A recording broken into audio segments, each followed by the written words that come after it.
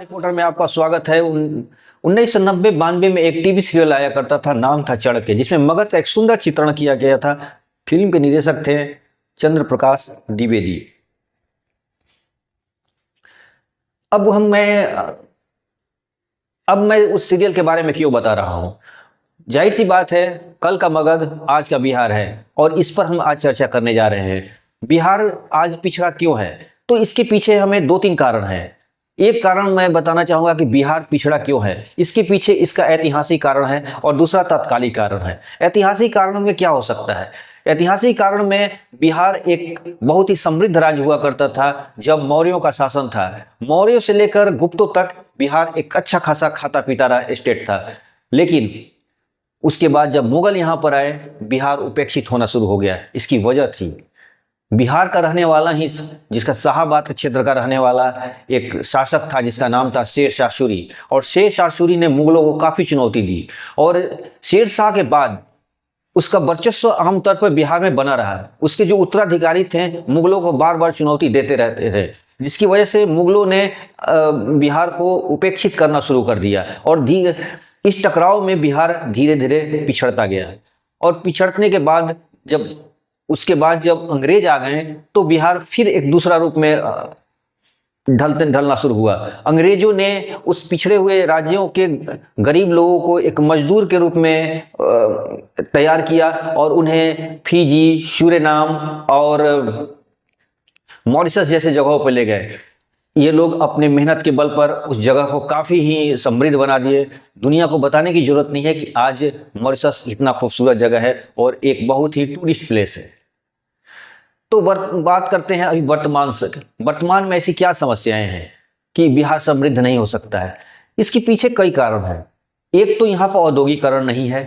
कुछ रेलवे के ऐसे कानून थे जिसकी वजह से जो बची हुई फैक्ट्रियां थी वो भी धीरे धीरे यहाँ से शिफ्ट होकर अन्य राज्यों में चली गई। चीनी मिल बंद हो गए। कुछ राजनीतिक कारण थे जिसमें राजनीति के उथल फुथल की वजह से कोई सरकारें, जाति बिरादरी और इसमें फंसी हुई सरकारें कभी औद्योगिकरण पर ध्यान नहीं दे पाई। लेकिन अब सवाल ये होता है, क्या औद्योगिकरण बिहार के हित में है? बहुत सारे लोग कह सकते हैं हाँ, लेकिन ये तात्कालिक कारण होगा। तात्कालिक हाँ होगा। बिहार में औद्योगिकरण अगर होता है तो तात्कालिक तो फायदा होगा, लेकिन लॉन्ग टर्म में इसका नुकसान हो सकता है, क्योंकि बिहार की जमीन बहुत ही उपजाऊ है और यहाँ पर जब फैक्ट्रियाँ लगनी शुरू होंगी तो उससे वेस्टेज निकलेंगे, उसमें से कचरे निकलेंगे, उसमें से गंदगी निकलेगी, पोल्यूशन होगा और इसकी वजह से धीरे धीरे यहाँ की औद्योगिकरण की वजह से यहाँ की उपजाऊ जमीन बंजर होने लगेंगी। इसीलिए बिहार में अन्य राज्यों की तरह अंधाधुंध औद्योगिकरण बिहार के लिए हित में नहीं है। तो क्या बिहार ऐसे ही रहेगा? नहीं, बिहार ऐसे नहीं रहेगा। इसके लिए हम लोग क्या करना होगा तब? इसके लिए बिहार को एक औद्योगिकरण की जगह पर्यटन के लिए तैयार करना होगा, यानी एक टूरिस्ट प्लेस बनाना होगा। इसके लिए बिहार में टूरिस्ट के लिए बहुत ही संभावना है। बिहार की धरती बहुत ही खूबसूरत है। अगर देखा जाए तो गोवा और कश्मीर ये तो खूबसूरत नहीं है, लेकिन बिहार में खूबसूरती उनसे कहीं कम नहीं है। अगर टूरिस्ट के मामलों में बात किया जाए तो बिहार भारत में 10वें स्थान पे आता है। यानी गोवा और कश्मीर और अलग अलग राज्यों की तरह अगर बात किया जाए तो बिहार का स्थान उसमें 10वां है, यानी बिहार का नंबर 10 है। अब बिहार में क्या क्या देखने के लिए चीज़ें हैं, तो बिहार में देखा जाए तो सबसे अगर मशहूर नाम है नालंदा के खंडहर में, जिसके पीछे एक बहुत बड़ी हिस्ट्री है। जिनके महावीर जैन जो थे, जैन धर्म के प्रवर्तक, उनका नाम उनसे जुड़ा हुआ है। एक बहुत पुराना प्राचीन विश्वविद्यालय हुआ करता था, वो भी है। उसके बाद बोध गया, जहाँ भगवान बुद्ध का अपना ज्ञान प्राप्त हुआ था, जिन्होंने पहला उपदेश काशी, जो बिहार के नज़दीक में ही है, बनारस जिसको बोलते हैं, उन्होंने पहला उपदेश दिया था। और राजगृह, जहाँ भगवान जैन महावीर का एक जन्मस्थली है। ऐसे बहुत सारे हैं। बक्सर, जहाँ विश्वामित्र जी हुआ करते थे, और वहाँ पर राम की शिक्षा स्थली है, जहाँ आज भगवान राम को दुनिया जानती है। तो उनका शिक्षा अगर कहीं से मिला था तो बिहार के बक्सर से ही मिला था।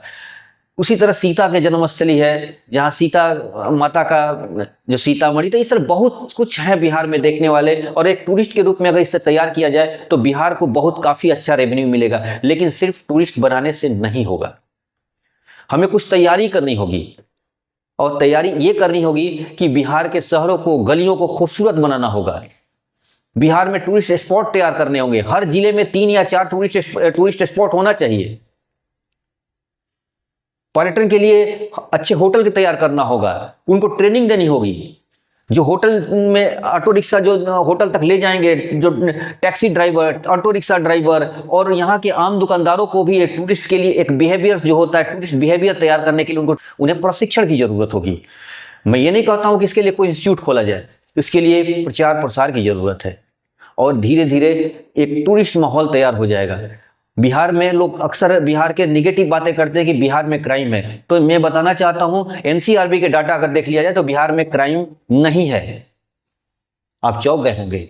जी हां, बिहार में अगर कोई क्राइम है तो आपसी विवाद का क्राइम है, ऑर्गेनाइज क्राइम नहीं है। ये मैं नहीं, ये भारत सरकार के एनसीआरबी के 2022 का डेटा बता रहा है। बिहार में अगर कहते हैं कि बिहार में जातिवाद है, बिहार में जातिवाद भी नहीं है, क्योंकि जातीय हिंसा एनसीआरबी के डेटा में बता रहा है कि लगभग ना के बराबर है। तो बिहार में ऐसा क्या बात है कि लोग यहाँ पर माहौल बनाते हैं कि बहुत ज्यादा जातिवादी है लोग हैं, यहाँ के लोग सिर्फ जातियों में भरोसा करते हैं? तो ऐसा कुछ नहीं। ये पॉलिटिकल एक तरह से देखा जाए तो ड्रामा है, अपनी फायदे के लिए लोग इस तरह की बातें करते हैं। बिहार में जातिवाद नहीं है, बिहार में भाईचारा है, बिहार में सिक्योरिटी है, बिहार में कोई ऑर्गेनाइज क्राइम ज्यादा नहीं है। लेकिन इसको बदनाम किया जाता है कि यहाँ पर क्राइम ज्यादा है। नहीं, बिहार में क्राइम नहीं है। दुनिया में ऐसा कोई जगह नहीं है क्राइम नहीं है वहां पर। लेकिन एक क्राइम होता है कि जो ऑर्गेनाइज क्राइम होता है। बिहार छिटपुट घटनाएं होती रहती हैं, इसके बारे में इनकार नहीं कर सकता हूं। बिहार में उस तरह की भी घटनाएं हो रही हैं, क्राइम होती है यहाँ पर भी। लेकिन जिस तरह का क्राइम अलग राज्य में हो रहा है, अगर कश्मीर की बात किया जाए, गोवा में, इससे कहीं ज्यादा क्राइम है वहां पर। केरल में इससे ज्यादा क्राइम है। लेकिन केरल के बारे में कोई नकारात्मक बातें नहीं करता है। इसलिए बिहार में क्राइम कोई बहुत बड़ा मुद्दा नहीं है पर्यटन के लिए। इसलिए सबसे बड़ी चीज यहाँ जो समस्याएं हैं उसको सॉर्ट आउट करना होगा, उसे खत्म करना होगा। और वो समस्या ये है कि हमें एक खूबसूरत बनाना होगा अपने राज्य को। इसमें ईमानदारी से सबकी पहल होनी चाहिए। कूड़े कचरे हटाने होंगे, गलियों को साफ करना, खूबसूरत बनाना होगा। हमारे बिजली के तारों को जो जंजाल फैला हुआ है उसको खत्म करना होगा। यानी जितना हो सके खूबसूरती, उतना खूबसूरती बनाया जाए, राज्य को खूबसूरत बनाया जाए। टूरिस्ट अपने आप आना शुरू हो जाएंगे। और हम बिहार में और हम भारत में अगर देखा जाए तो बिहार 10वां नंबर पे है। हम अगर टारगेट करें तो हम पहले नंबर पे जा सकते हैं। टूरिस्ट के मामले में हम पहले नंबर पे जा सकते हैं। लेकिन इसके लिए एक लॉन्ग टर्म प्लान बनाना होगा। तो इसीलिए अगर मैं कहना चाहता हूं कि बिहार में औद्योगिकरण और एक तरफ पर्यटन, कौन सा बेहतर होगा, तो मैं यही कहूंगा कि औद्योगिकरण से कहीं अच्छा होगा कि बिहार में पर्यटन के क्षेत्र में काम किया जाए। यानी बिहार को इंडस्ट्रियल एस्टेट के बदले में एक टूरिस्ट स्टेट के रूप में कन्वर्ट किया जाए और इस पे बहुत लंबे एक प्लान बनाया जाए। और मुझे लगता है कि भारत सरकार इस पर पहल करेगी और बिहार सरकार के पास भी इतना क्षमता है, इतनी मिशनरी अच्छी है कि इसको अंजाम देकर एक बेहतर बिहार को बनाया जा सकता है। तो बिहार में टूरिस्ट की बात करें तो बिहार में बहुत सारे स्पॉट्स हैं, बहुत सारे स्पॉट्स हैं। हर 3-4 किलोमीटर एक टूरिस्ट स्पॉट्स है, लेकिन उसको प्रचार प्रसार की अभाव है। वहां पर लोग का प्रचार नहीं हो पाता है, लोग नहीं जा पाते हैं। बिहार में जो निगेटिव छवि है उसको हमको पॉजिटिव छवि में बदलना होगा। जब तक इस निगेटिव छवि को पॉजिटिव नहीं बदला जाएगा, बिहार की स्थिति सुधरने वाली नहीं है। तो बिहार को पॉलिटिकली जो बदनाम किया गया है पॉलिटिक्स के द्वारा, ये मैं उन नेताओं से भी बोलना चाहूंगा, उस सारे राजनीतिक दलों से बोलना चाहूंगा कि बिहार को आप एक सही दिशा में ले जाइए। नकारात्मक की जगह सकारात्मक विचारों की तरफ खड़ा कीजिए। बिहार एक दिन समृद्ध बनेगा। और मुझे पूरा उम्मीद है कि बिहार में अगर टूरिस्ट के लिए बिहार में अगर काम किया जाए, बिहार को अगर पर्यटन क्षेत्र में आगे बढ़ाया जाए, तो बिहार एक बहुत ही समृद्ध राज्य बनेगा। और सबसे बड़ी चीज कि हम अगर औद्योगिकरण करने जा रहे हैं तो यहाँ पर इसकी पॉल्यूशंस, गंदगी, कचरे, बहुत सारे समस्याएं आने वाली हैं।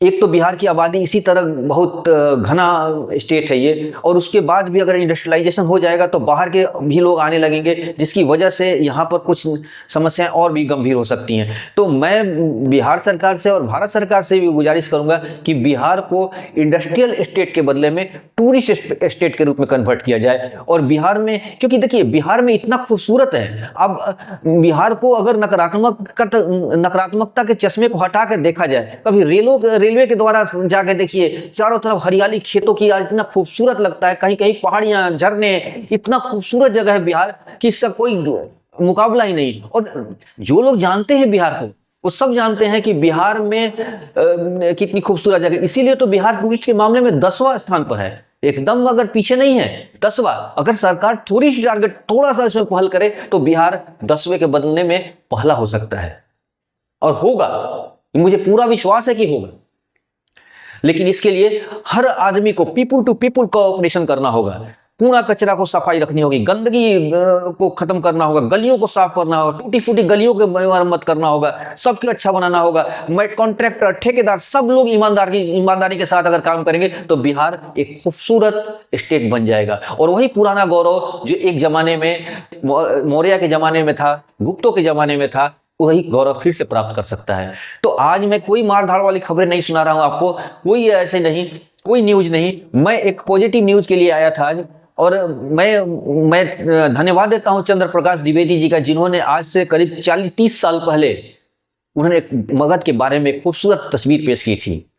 मैं ऐसे फिल्म डायरेक्टरों से बात करता हूं, मैं ऐसे भोजपुरी कलाकारों से अपील करता हूं कि आप लोग एक ऐसी फिल्में बनाएं, ऐसे संगीत बनाएं, ऐसे म्यूजिक बनाएं जिसमें बिहार की छवि को पॉजिटिव बनाया जाए। मैं उन भोजपुरी कलाकारों से बोलता हूं कि ठीक है, बहुत पैसा कमा लिया आप लोगों ने, कुछ ऐसा काम कीजिए जिससे बिहार को अच्छी पहचान मिले। बिहार के संगीत को थोड़ा वेस्टर्नाइज किया जाए, थोड़ा पश्चिमी माहौल दिया जाए, और उसे एक अच्छा संगीत दिया जाए, उससे और उस गानों के ऐसे बोल, ऐसे लिरिक्स हो ताकि बिहार का छवि और सुधरे।